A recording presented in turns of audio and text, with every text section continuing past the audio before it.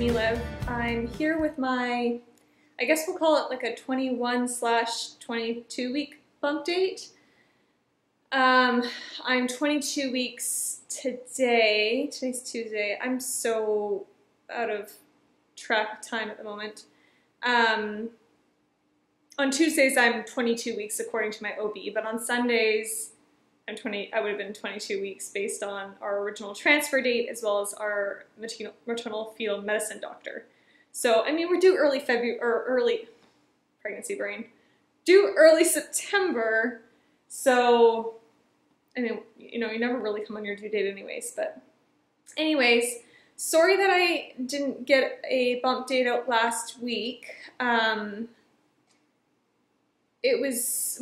I had family in town for one thing. It was Infertility Awareness Week, and I was doing a special video, and then I was also doing my name reveal just because Eric had let it slip in our 20-week anatomy scan, and I hadn't caught it. So I wanted to just get that out so I didn't have to stress about it anymore. So if you didn't see that, you can go watch it here and find out his name. In future videos, we'll be talking and just saying his name. But if you want to find out for now, you gotta go watch that. But yeah, we're doing good. I've had a little bit of a rough go the last little while. I've just been having really bad heartburn, really bad constipation, and not sleeping well in the night, and having really bad back pain. So the reason why I'm not sleeping well in the night, I'm a back sleeper. It's really funny. I used to freak my husband out when we were first sort of together because I would sleep on my back like this. And he said that I looked like I was like Dracula or something, or just like... but in pregnancy, when you're past sort of the halfway mark, they recommend you sleeping on your side, specifically, ideally on your left side. And so obviously, you know, I want to do everything possible to, you know, make everything as smooth as possible. So I've been trying to teach myself to sleep on my side, which has not been easy because I keep finding myself rolling back onto my back. I got a snoogle, and that kind of helps, but then so anyways, I have basically myself wedged between my snoogle and like a pillow, so that if I do roll backwards, I'm kind of on my back, but not really. So that's my challenge right now. I'm not getting a lot of sleep, so I'm super tired, and my back's just really hurting. It's on and off for sure. I've been trying to stretch, and I don't really know what else to do.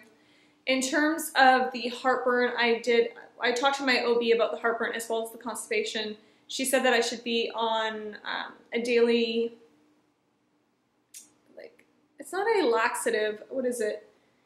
I think it's called Colace or whatever. It's supposed to just allow your body to retain the moisture. I don't know. So far I've taken it 2 days in a row and it's done nothing for me. So, I don't know. Maybe I just need to start eating prunes all day, every day. I don't know. I've tried all the regular things. I mean, you're welcome to leave things in the comments, but I've probably tried it, and nothing seems to be working. But I'm hoping that maybe after a few more days at least, then that will sort of kick in and my body will, I don't know, be jump-started and work normally for a change. That would be nice. She prescribed me, or didn't prescribe me, she told me to pick up, I think it was Nexium. I don't like taking medications. This is my thing. I've said that before. I'm one of those people, I'll have a really bad headache, I won't even take Tylenol. So, you know, I've been trying to see more what my trigger foods are, but it's kind of sporadic. I'll have something that I wouldn't think would, you know, potatoes, which I eat all the time, and I'll have heartburn. But then I'll have spicy Indian chicken and I'll be perfectly fine, which makes no sense to me. So it's kind of hit and miss right now. I'm trying to just watch and see what trigger foods might be contributing to it. I don't know if it's heartburn or if it's acid reflux, because I took the Nexium and I don't know if it is supposed to help with both, but I still was, you know, burping and just having that feeling like the food is just sitting right here. So I don't know. Those are sort of the big ones that I've been dealing with. I've made some notes because I asked Eric. He's busy right now. He's in reporting period, so it's really hectic for him. I was going to have him just do the video with me, but we haven't had a chance to sit down and do that. But I asked him what he's noticed, and he definitely says that he thinks I'm clingy. And even though I don't think I'm as emotional as I was, he says that I'm still quite emotional, like things that just because he knows me. We've been together 11 or so years. Yeah, 11 years. And so he knows me pretty well at this point, knows sort of what kinds of, like, where my anger point is, and he just says you're just still, like, quite sensitive.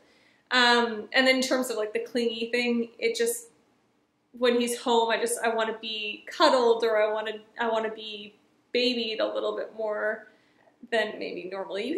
Can you hear that? It's like, it sounds like I'm about to burp. I don't know if you can hear it or if the camera's picking it up, but it literally sounds like I'm about to burp. Anyways, he thinks that I'm craving meats because I'll literally like, oh, something smells really good, and then they'll take like a plate of meat by me, or like something that is, you know, red meat or pork or whatever, and I don't eat pork or red meat for, well, red meat specifically, I stopped having it for endometriosis, but I also emotionally and morally don't really want to be eating any meats, including chicken, but I haven't weaned off chicken entirely. I've definitely cut down substantially though. But anyways, I guess anytime there's kind of something that's meaty, I'm like, that tends to be those times that I'm perked up. So he's trying to encourage me to eat meat, whereas I'm thinking maybe it means that I'm low in iron. Trying to get as much protein as I can from other sources right now and see how that goes, because the thought of eating meat makes me cringe. We went and played golf, and it was a lot more difficult than it has been in the past because my belly is now getting in the way of my swing. So when I come down, it interrupts my arm movement a little bit. So I've been like shanking it off to the right. If for anyone who plays golf, it's very frustrating when you have to adapt your swing when you've been so used to your swing. So I'm a little bit nervous to change it. I might just have to give up golf, but that's sort of like one of my main activities. So that kind of sucks. I've had bloody noses. It's just like, I'll just go like blow my nose. It's not that I'm like bleeding, but I'll blow my nose and there'll be a lot of red. And they say that it's because the vessels in your nose are like more dilated or something. Anyways, I've been having that a lot. And the one thing, there it was again. The one thing that I don't know if I should be excited. I actually don't know. Maybe you can put a comment down below if you know anything about this. But TMI, so putting that out there. This whole video pretty much has been TMI, but my boobs are leaking, like full on leaking to the point where they wrecked a shirt. It was mostly my right, but my left started up yesterday as well. I'm hoping that means that I'll have good milk supply. Who knows? But I'm definitely gonna have to start being aware of that, and I don't know, like maybe get like a nursing bra with like the pad. I don't know what to do. So here we go. I have bras. If I wear a bra, obviously it doesn't leak through onto my shirt, but then the inside of my bra is gonna be getting it all in it. So at this point, do I need a different bra? Do I need, like, do I put pads in? Like, what do I do? If you are a mom or experience this in pregnancy, what do I do? Because I straight up don't know. I can only eat really small meals. That's maybe to do with both the constipation as well as the acid reflux heartburn. If I eat too much, well, first off, I get full really quickly, but if I eat too much, I instantly just feel sick. So I have to eat small meals more frequently, which is tough because I feel like I'm just always snacking and I'm not getting really substantial meals. So I think what I need to do, and right now we're busy packing and getting ready for the move, but I think once we move, I need to create some of those, or, you know, like Snap Kitchen. I don't know if any of you are familiar with it. They have those like pre-made little meals, and they're like actually quite small, like they're not massive meals, but that's the perfect size for me. I just don't love all the meals that they have, especially with all my food sensitivities preferences. So I think that I should just like have a cooking day and make myself a bunch of meals and like freeze them. So I might try doing that, because otherwise, like, yeah, like right now I just ate, but I feel like I could eat something again, but I'm not gonna go through the trouble of making a huge meal and then have that 3 more times today because I get sick of it. I want something different. Okay, so I've been experiencing a lot of kicks. There were a couple days ago that I was having major anxiety because not only are we 22 weeks, and at 24 weeks we're supposed to be going off, in theory, supposed to be going off of our Lovenox, which is the blood thinner. So that's been giving me a lot of anxiety, trying to decide if I want to go ahead and follow what the doctors think I should do, or if I want to request to stay on it longer, or if I'm just going to stay. I have a prescription refill, so if I'm just going to do an additional month longer than I just refilled my prescription, so I think I have 1 more refill. Will I just finish out my prescription without really addressing it with anyone? I'm trying, I mean, that's not really a smart way to go about it, but I'm just trying to figure out what I want to do, and it's giving me a lot of anxiety because I just don't want to have any regrets. So where are they going with this?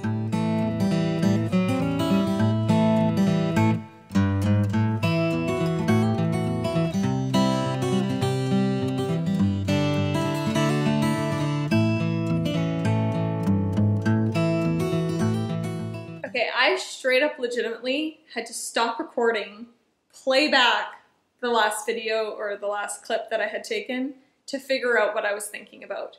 Pregnancy brain is a real problem for me, like serious problem.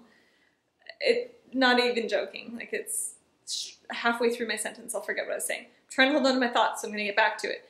I was saying I was having anxiety with the Lovenox, trying to decide what was right, and then that was I was further made anxious because he wasn't kicking. And he's been really, really active and kicks me throughout the day, and he has really hard-hitting kicks. And it was like the afternoon maybe, and I was getting ready to go to bed, and there was like very little activity, and I got Eric to put his hand on, and I was like, hey, maybe we can kind of entice him to kick, and we were poking a little bit, trying to get something. I was laying on my left side, and like nothing really, like we got a couple really soft kicks, but I was getting a little nervous, and so I was like, well, sleep it off. Maybe he's just sleeping right now, and in the morning, I'm sure it'll be back to normal. Well, in the morning it wasn't back to normal, and he wasn't kicking, and I was like, hey, maybe I need to eat something. Maybe he's like low blood sugar or whatever. I need to get some food in me. I ate breakfast, sat quietly, waited, nothing. And at this point, I'm starting to get worried. I'm texting with Eric, who's busy at work, and you know, he's researching, I'm researching, trying to like see if this is common. And you know, I'm getting to the point where I'm like, if this continues on for like a few more hours, I'm gonna have to either call my OB or like go in. And I downloaded one of those kick counter apps. I read that if you have a cold glass of water and you lay down on your left side and lay still, then they should kind of pick up activity. So I tried that and it worked, thank goodness. And I did my kick counts, or like the kick counter app that I was using, and I think I did it for like 9 minutes and I only got 6 kicks. And so I was kind of like, okay, well, I haven't been tracking, I don't really know what's normal for him. And then later that afternoon, he was being active, he was getting back slowly throughout the day to more of his what I would call his regular routine.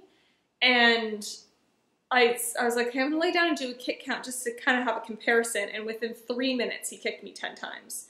And they were like sufficient, like big kicks, whereas in the morning they were kind of like softer. So I don't know what was going on with him. I don't know if he was really sleepy or lethargic or just, I don't know. I don't know why that happened. It scared me quite a bit. So I was dealing with some anxiety.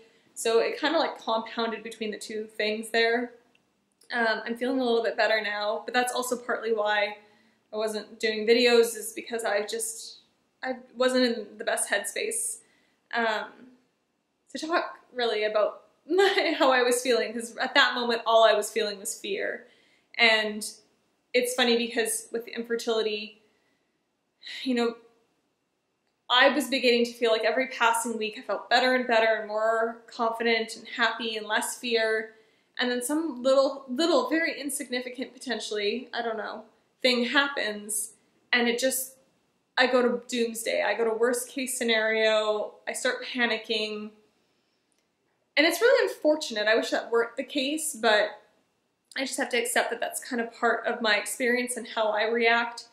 And yeah, and just work through it when it happens, which I did, and I'm feeling better, as I said. So that's, anyways, that's sort of what's been going on emotionally and mentally. I'm very, very excited to have his name out in the open. I'm excited to have a lot of things ironed out. Like, we know we're sticking with our OB. We know the hospital we're going to. Like, you know, we can start ordering, you know, a crib and all these things because we're moving in like a week or so. So I'm beginning, there it was again, I'm feeling better and better and better emotionally, but every now and again there's just like, especially going off medications, in the past, if you've been following me for a while, you saw my stress probably going off of prednisone or going off of progesterone oil shots. Like, every single time that you take something away that I or any other infertile couple feels might be contributing to the well-being of their unborn child, it's really, really nerve-wracking because you don't have that inherent trust in your body. So I'm learning to trust my body, and I'm actively and mentally telling myself my body is meant to do this and everything's going to be great. But of course, you always have these doubts in the back of your mind based on your experiences. So I'm just checking my list here, but I think I've covered everything. That's my update. It was long-winded, I'm sorry. It was kind of covering 2 weeks of things that have been going on with me. Acid reflux. I'm gonna go, I'm gonna leave it there. I am gonna be packing this week. I don't know how many videos I'm gonna have over the next little while. I'm gonna continue to do my best. It's just a really hectic, busy time, especially with Eric working as long as he is, and me having to do the brunt of like the packing, and we're showing the place that we're renting right now, we're having to show it. So, you know, cleaning, and I'll have to take the dog out and be out of the house for a while they come show it. So anyways, bear with me. Once we get into the house stuff and setting up the new house, I'll definitely like bring you guys along for that stuff too. But for now, that's all I've got. Thanks for watching as usual, and we'll talk to you soon. Bye guys!